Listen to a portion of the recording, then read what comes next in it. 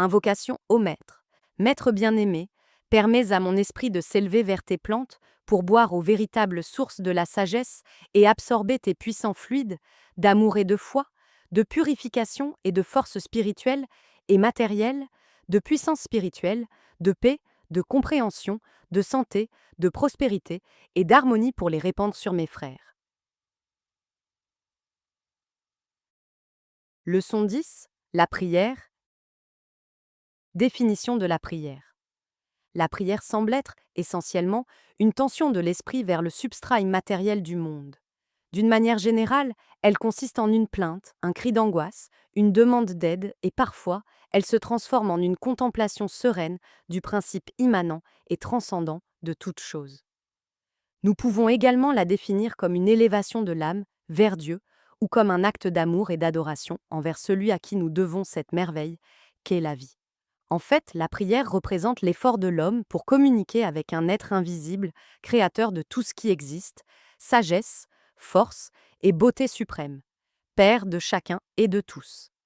Loin d'être une simple récitation de formules, la véritable prière représente un état mystique dans lequel la conscience s'absorbe en Dieu. Cet état n'est pas de nature intellectuelle et reste donc inaccessible aux philosophes et aux sages, tout comme le sens de la beauté et de l'amour.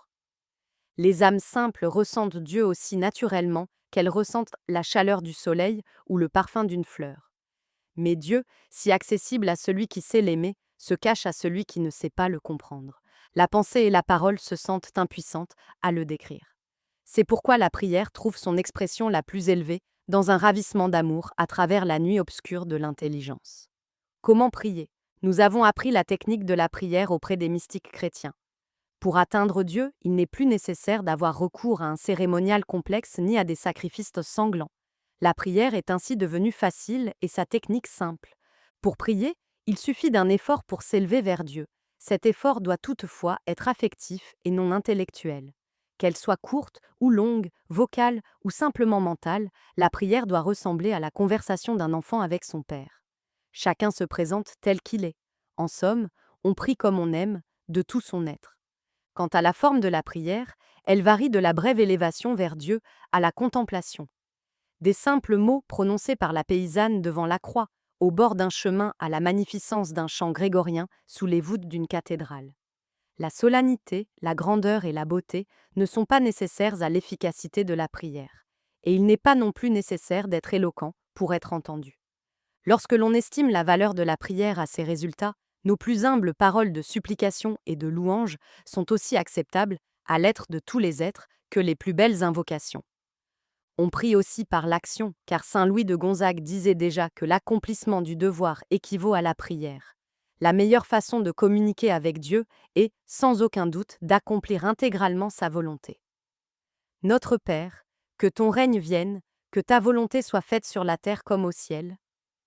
Et faire la volonté de Dieu consiste à obéir aux lois de la vie, telles qu'elles sont gravées dans nos tissus, notre sang et notre esprit. Les prières, qui s'élèvent comme un nuage lourd à la surface de la terre, diffèrent autant les unes des autres que diffèrent les personnalités de ceux qui prient. Mais elles consistent en variations sur ces deux mêmes thèmes, l'amertume et l'amour. Il est juste d'implorer l'aide de Dieu pour obtenir ce dont nous avons besoin. Il serait absurde de demander la réalisation d'un caprice ou de ce que nous devons obtenir par nos propres efforts. La demande persistante et intense est bien accueillie. Un aveugle, assis au bord du chemin, lançait des supplications de plus en plus fortes, malgré les personnes qui voulaient le faire taire. Ta foi t'a guéri, lui dit Jésus qui passait par là. Dans sa forme la plus élevée, la prière cesse d'être une demande. L'homme déclare au Seigneur de toutes choses qu'il lui est reconnaissant pour ses bienfaits et qu'il est disposé à accomplir sa volonté, quelle qu'elle soit. La prière devient ainsi contemplation. Un vieux paysan était assis seul sur le dernier banc d'une église vide. « Qu'attendez-vous » lui demanda-t-on. « Je le contemple, » répondit l'homme, « et il me contemple. » La valeur d'une technique s'estime par ses résultats. Toute technique de prière est bonne lorsqu'elle met l'homme en contact avec la divinité.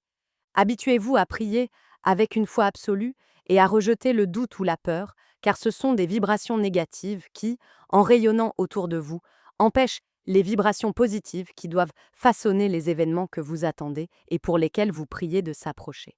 La pratique constante de la prière, faite avec une foi et un amour véritable, vous entoure de vibrations positives qui vous permettront d'obtenir plus rapidement notre réponse aimante. Où et quand prier? On peut prier partout, dans la rue, dans une voiture, dans un wagon, à son bureau, à l'école, au travail.